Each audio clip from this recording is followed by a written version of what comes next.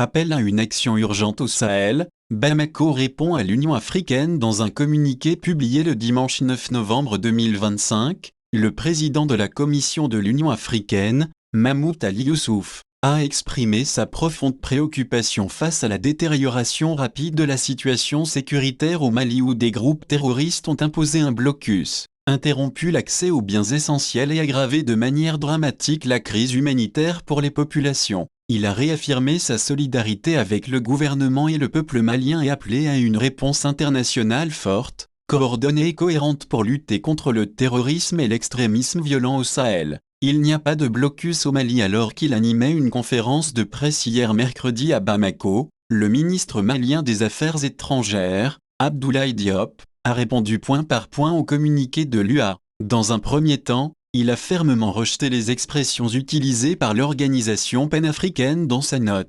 Nous avons été surpris par certaines expressions de ce communiqué qui, de notre point de vue, reprenaient le narratif des groupes terroristes, de leurs sponsors étatiques étrangers, notamment quand ils parlent de blocus. Vous savez qu'il n'y a pas de blocus. Il y a certainement des entraves à l'approvisionnement des produits pétroliers. Il y a des perturbations, mais il n'y a pas de blocus, a réfuté Abdoulaye Diop. Le ministre regrette qu'une organisation internationale reprenne ce type de narratif. Aucune action ne peut être envisagée, engagée sur le Mali, sans les Maliens. Il estime qu'elle aurait dû prendre le temps nécessaire pour comprendre ce qui se passe au Mali, s'informer de la réalité du Mali et sur la base de cela, voir quelles sont les attentes des Maliens, quels sont les besoins éventuels des Maliens. En ce qui concerne l'appel à une action urgente au Sahel, notamment au Mali, le ministre rappelle à l'UA qu'aucune action ne peut être envisagée, engagée sur le Mali, sans les Maliens, sans le consentement de l'État malien.